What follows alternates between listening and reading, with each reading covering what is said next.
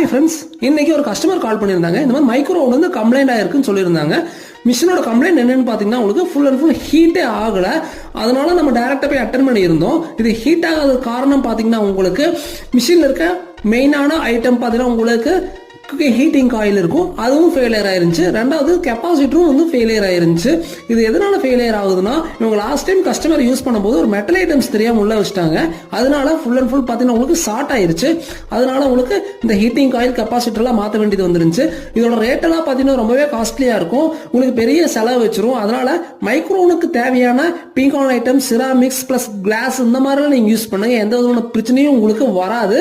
அதனால சேஃபா நீங்க யூஸ் பண்ணீங்கன்னா மிஷினும் சேஃபா இருக்கும். நம்ம சேனல் உங்களுக்கு பிடிச்சிருந்தா நம்ம சேனலை சப்ஸ்கிரைப் பண்ணுங்க. அப்பதான் நாங்க போற எஃபர்ட்ஸ் கண்டிப்பா உங்களுக்கு வந்து சேரும். ஓகே ஃப்ரெண்ட்ஸ், பாய், தேங்க்யூ.